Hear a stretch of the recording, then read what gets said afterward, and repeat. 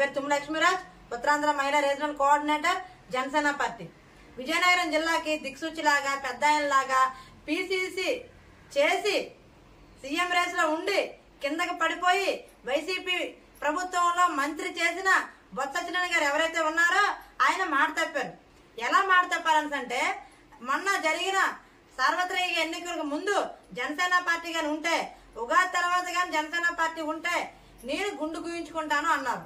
కానీ 2024 సార్వత్రిక ఎన్నికల్లో పోటీ చేసిన ప్రతి చోట గెలిచి ఒక రికార్డు సృష్టించి జనసేన పార్టీ అధినేత శ్రీ కొణిదెల పవన్ కళ్యాణ్ గారు రాష్ట్ర ఉప ముఖ్యమంత్రిగా బాధ్యతలు కూడా స్వీకరించారు.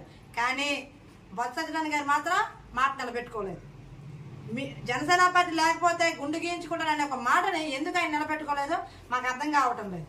ఆయన్ని చాలా మంది ఫాలో అవుతారు, ఆయన మాటను చాలా వేదవాక్గా చాలా మంది తీసుకుంటారు. ఇప్పుడు ఆయన ఫాలో అయిన వాళ్ళు మాట మీద నిలబడాలా, నిలబడకుండా ఉండాలా? ఆయన గౌరవించే వ్యక్తులు గౌరవించాలా, గౌరవించకపోయినా పర్వాలేదా? ఎందుకంటే జాతకాలు చెప్పే ఆయన ఈ జాతకాన్ని ఎలా మర్చిపోయారు? మీ జాతకాన్ని ఎలా మర్చిపోయారు? ప్రజల్లో మీకు ఎంత ఆదరణ ఉందో ఎలా మర్చిపోయారు? మీకు వైసీపీ ప్రభుత్వంలో ఇచ్చిన శాఖ పురపాలక శాఖ. ఒక్కరోజైనా పురపాలక శాఖలో జరుగుతున్న అవినీతిని ఒక్కరోజైనా బయటకు తీసారా? ఏం జరుగుతుందో చూసారా? ఎంత ఖర్చు అవుతుందో లెక్క వేశారా? అసలు పురపాలక సంఘానికి మీరు చేసిన మంచి ఏమిటి?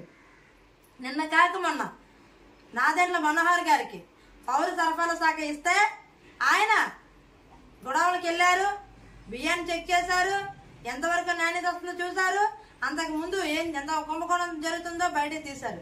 కానీ ఏ రోజైనా మీరు అంత తగ్గ పనిచేశారా? మీ మంత్రులు పనిచేసిన ఒక్కొక్క మంత్రి 5 సంవత్సరాలు దున్నపోతుల్లో కూర్చొని తిన్నారు, కానీ ప్రజల కోసం ఒక రోజున ఆలోచించారా? మీ మంత్రులు పర్యాటక శాఖలు ఇచ్చిన రోజు బీచ్ల్లో తిరిగారు. మీకేమో పోలవరం కోసం మాట్లాడమంటే డేట్లు చెప్పారు, ఇంకేమో మాట్లాడితే గంట అరగంట నాటకాలు ఆడారు. అంతేగాని ఏ రోజు కూడా ప్రజల కోసం ఆలోచించిన పరదాలు లేవు. కానీ మా జనసేన పార్టీ కోసం మీరు జాతకాలు చెప్పేవారు, పవన్ కళ్యాణ్ గారి కోసం జాతకాలు చెప్పేవారు. కేవలం మీ మంత్రిత్వ శాఖలని కూడా పవన్ కళ్యాణ్ గారి కోసం పని చేయించారు. ఈ రోజు పవన్ కళ్యాణ్ గారు ఉప ముఖ్యమంత్రి అయినా కూడా మీ మాట మీద నిలబడలేదు.